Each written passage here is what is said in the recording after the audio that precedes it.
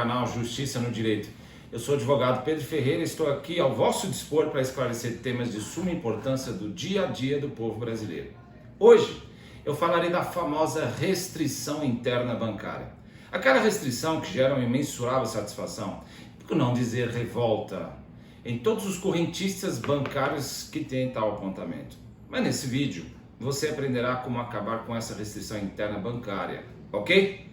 Primeiramente, coloque uma coisa na sua cabeça. Restrição interna bancária, na forma perpetuada, ou seja, para sempre, é ilegal. Conseguiu gravar? Agora, você vai me perguntar, se é ilegal, por que os bancos insistem em praticar dita ilegalidade? A resposta é simples e direta. Os bancos praticam essa ilegalidade até hoje. Por quê? Porque de 100% das restrições ilegais, apenas uma média de até 5% dos correntistas recorrem ao Poder Judiciário. Contra quem?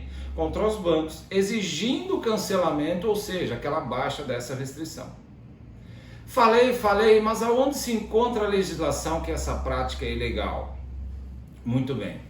Anotem todos os artigos de lei que vou passar para vocês agora, que logo em seguida vou justificar para vocês o quê? O enquadramento de todos na ilegalidade da restrição interna abordada. Inclusive serve de tese jurídica para colegas, operadores de direito, etc. Vamos lá, anotem. Primeiro artigo 5º, inciso 47 da Constituição Federal. Segundo, artigo 206, parágrafo 5 do Código Civil. Terceiro, artigo 43, parágrafos 1º, 2º, 3º e 4º. E artigo 56, inciso 1, todos do Código de Defesa do Consumidor. Vocês viram a quantidade de artigos de lei que combate essa abusividade? E mesmo assim os bancos continuam a praticar tal abusividade. Mas agora vamos ao que interessa. Vou trabalhar com vocês uma conclusão lógica seguindo a legislação. Acho que todos já ouviram falar de prescrição de dívida, ou seja, quando caduca a dívida após um prazo de 5 anos. Momento esse em que saem os apontamentos externos, lembram? Em especial na SPC, Serasa, entre outros. Tal previsão está expressa no artigo 206 que eu falei agora. Da onde? Do Código Civil, em seu parágrafo 5º.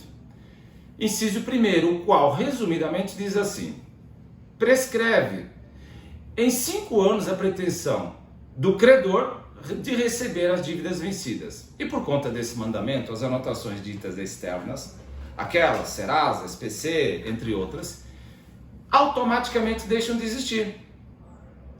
Constando no relatório, novo relatório que você tira desses órgãos, como que o teu nome está limpo. Está limpíssimo. Maravilha, né? Limpo, resolvido. Pelo menos seria se os bancos não tivessem essa tal de restrição interna, que prejudica sempre na hora de gerar novo crédito ou até mesmo abrir conta em outro banco. Fazendo com que perdure internamente uma condição de mal pagador. Nos bancos, nas instituições, outras instituições bancárias, coisa que já não consta, ou seja, o banco determina que você ainda consta como mal pagador. Mas, contrariamente, já não consta externamente. Naqueles órgãos que eu falei, SPC, Serasa, não consta mais o quê? Esse apontamento negativo. Mas os bancos fazendo isso, eles penalizam direto o consumidor. De quê? De se restabelecer no mercado financeiro. E falando de penalizar, quem? O consumidor, o correntista, vale lembrar que pena, normalmente as penas, são aplicadas por um determinado período. No Brasil existe pena de morte, somente em caso de guerra declarada. Porém, pena em caráter perpetuado, ou seja, aquele caráter perpétuo, não existe, conforme previsão no artigo já falado, que eu pedi para vocês anotarem, que é o artigo 5º, inciso 47, letra B da nossa Constituição Federal. Lembram? E ele é bem simples e direto quando afirma que não haverá penas de caráter perpétuo. Parem um pouquinho, não precisam anotar o teor da lei. No final deste vídeo colocarei à disposição de vocês todos os artigos relacionados aqui. Fiquem tranquilos e calmos. Agora, vamos debater essa palavra perpétuo que acabei de falar. Perpetuar algo é condicionar, neste caso, o consumidor a uma condenação por tempo indeterminado. Ou seja, Fui um mau pagador, mas minha dívida prescrita ou até mesmo paga num valor menor com desconto, continua me caracterizando como um mau pagador. Pode isso? Não! Primeiramente, como eu sempre digo, o direito não socorre a quem dorme. Ora, se o banco, durante 5 anos, conforme previsão legal, não correu atrás de seus créditos, certamente perdeu a chance de recebê-los, por única e exclusiva desídia, ou seja, não interesse dele mesmo. Isso para o caso em que o correntista não pagou sua dívida nesse período de 5 anos. E como é que fica para os casos em que o banco faz um acordo de valor menor, com quem? Com o correntista, para o pagamento de dívida? E quando falo em banco, preste atenção, tanto pode ser o próprio banco de origem, por exemplo, Bradesco, como por exemplo aqueles agentes de cobrança que representam o banco ou até mesmo compraram os créditos desse mesmo banco e estão pretendendo receber de você aquelas ligações que a gente recebe diretamente. Para esses casos, de acordo de valor menor, o banco teria a obrigação de cancelar automaticamente qualquer apontamento interno, mas não o fazem. Por que eles não o fazem? Vamos lá, vou dar a explicação que eles não dão.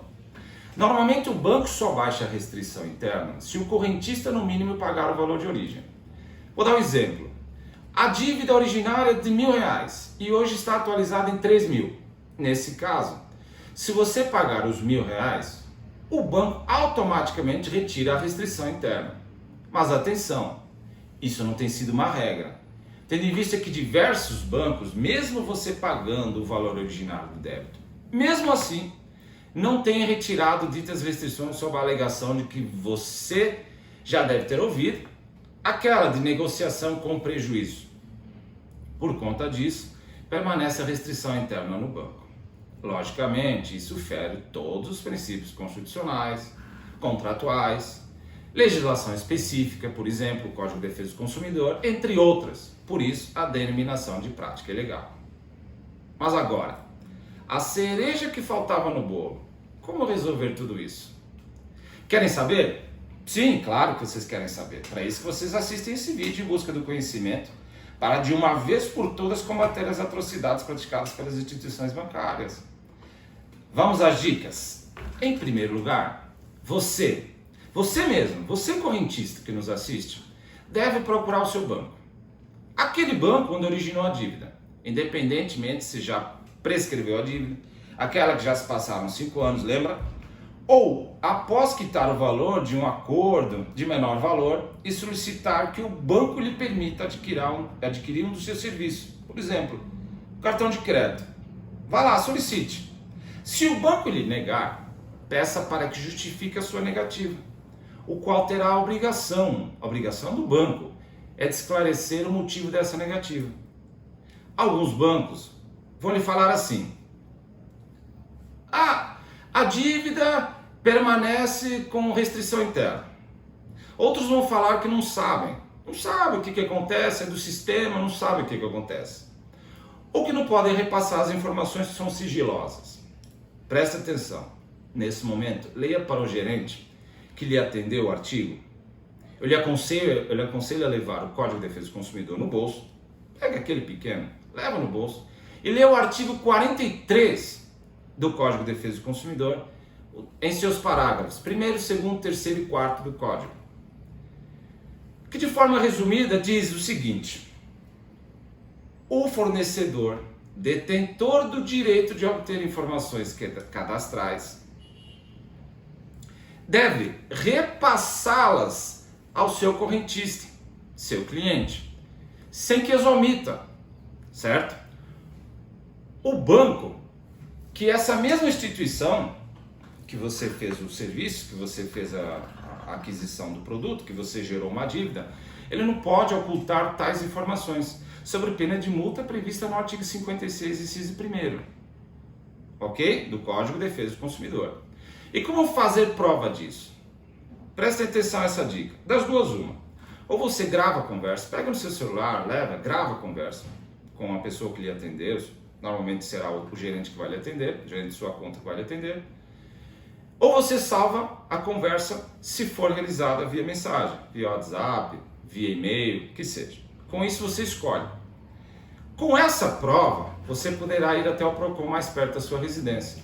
Para quê? Para denunciar. E aí você pode aguardar a solução administrativa. Se nada ocorrer, ajuize uma ação judicial pleiteando a retirada da restrição interna por um dos motivos.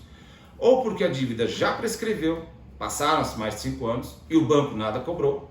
Ou porque você pagou, mesmo que o valor tenha sido menor. E lembrando que esse valor foi menor, isso foi um acordo firmado entre você e o banco. Ou seja, o banco ofertou para você pagar esse valor para que dê a quitação total. Ou seja, ele anuiu, ele aceitou o valor que você pagou, mesmo que fosse menor. Se porventura essa restrição interna também gerar danos morais ou materiais, devidamente comprovados, anotem, devidamente comprovados. Não se esqueçam de também solicitar nessa ação judicial, ok? Gente, como eu sempre falo, em toda ação, quem deverá provar os fatos é o autor. Prestem bem atenção. Se você que nos assiste não tem a prova, não entre com a demanda judicial. Primeiro produza essa prova. Siga as dicas. Para depois, com segurança, ingressar com a competente ação. Ok? Fica o alerta. Viram como toda a tese de ilegalidade da restrição interna funciona? Se você se enquadra nessa situação, siga as dicas, conforme já falei anteriormente. Porque o que você já tem é o não. Corra atrás do sim, ou seja, corra atrás da solução, porque a prática aplicada pelas instituições financeiras, como eu já disse, é ilegal e com previsão na lei, conforme já expliquei para vocês. Seguindo inclusive o entendimento, detalhe, seguindo inclusive o entendimento já recente do próprio STJ, que também determina que são cláusulas abusivas e é prática ilegal praticada pelos bancos, nos casos que eu vos passei agora, ok? Valeu mais uma vez pela participação de quem nos assiste, participem do nosso canal, se inscrevam, compartilhem nossos vídeos, nos ajudem a crescer em prol da informação, gente. Nós fazemos isso para vocês, somente para vocês. E não deixem de acionar o sininho de notificação para não perderem em tempo real nossos próximos vídeos. Valeu, obrigado!